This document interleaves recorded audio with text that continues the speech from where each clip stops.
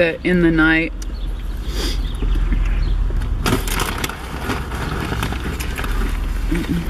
when we were resolving some issues between us, at one point Darren touched my heart and I was like overwhelmed, and I could see light where his hand was on my heart,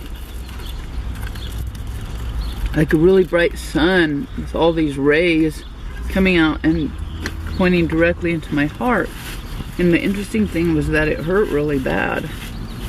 And I asked the Buddhist gods, why does it hurt so bad? And the answer that Darren thought was a good answer. A good answer was because you can see.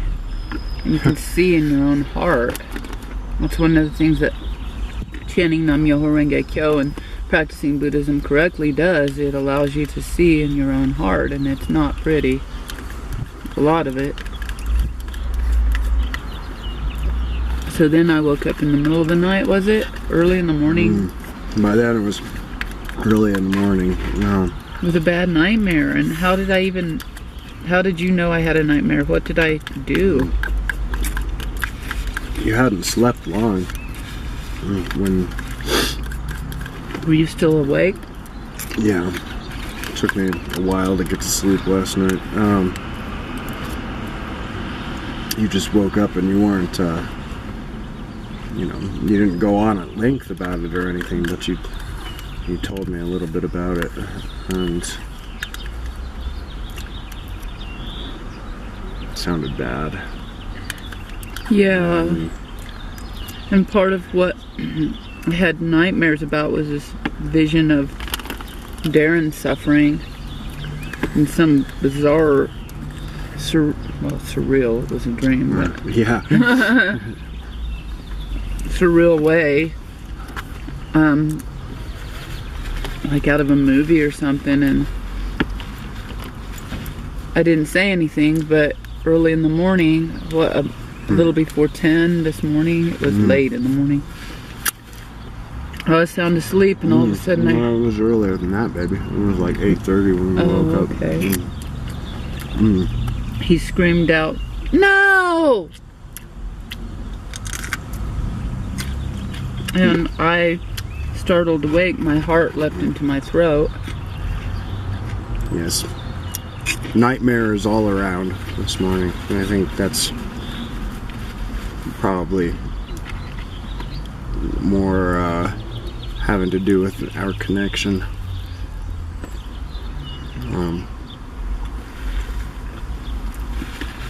I was much more worried about Darren's nightmare than my own, except for the part where Darren was suffering in my nightmare. People don't know how protective I am of him.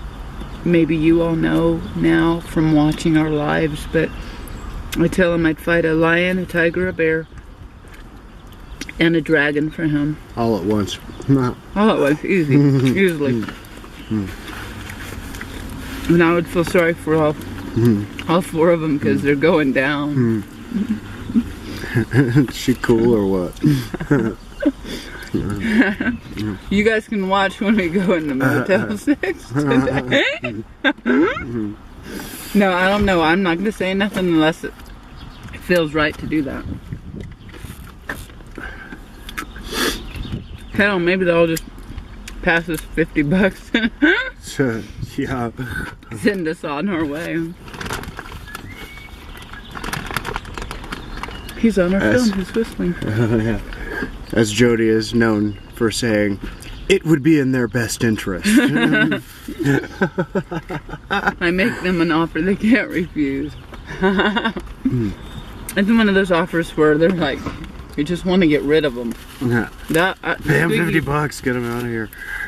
The squeaky wheel does get the grease, and I'm about as squeaky a wheel as I've ever known, and I'm always gonna be. And so people who want to get away with nasty, shady things, they're not gonna do it around me. Well, it's gonna be interesting. I'm an adult. I have a voice, and I use it.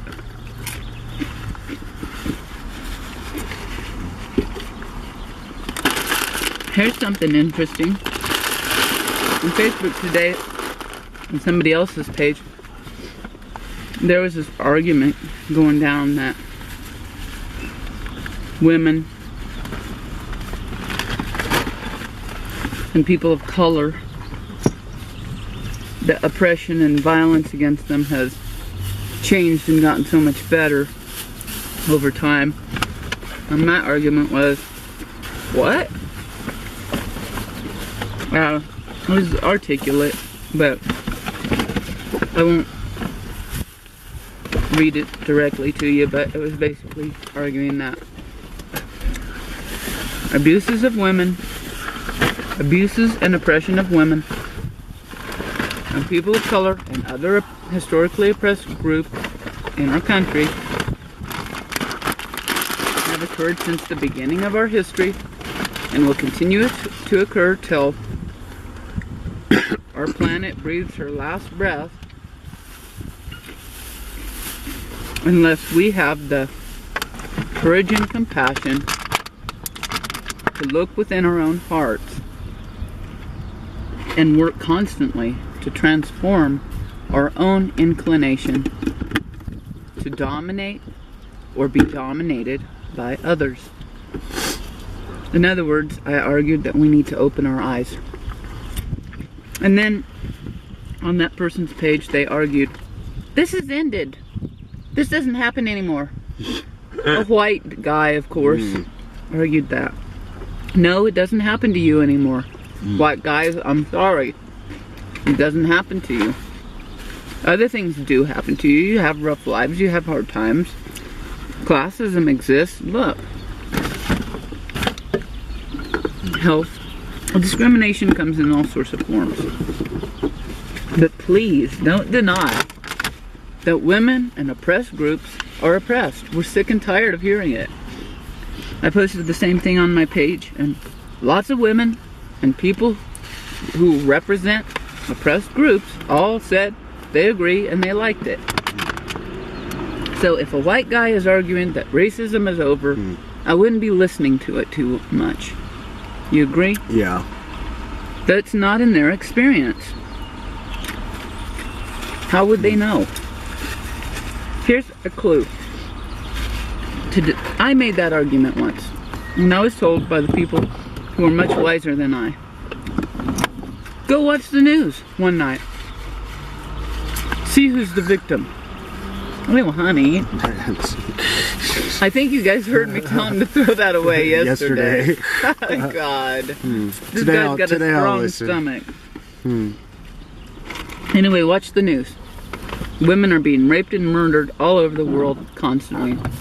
And people of color are being oppressed at every turn as well. I'm sorry if that offends you. I'm not trying to offend, but I sure hope that you'll listen. I am trying to educate. If we don't start changing, we're going to destroy ourselves and it won't matter. The reason we call this ship or boat Apocalypso is because we really do feel that we're on the brink of destruction. At least I do. Do you? Yeah, unfortunately. I've felt that way for a long time.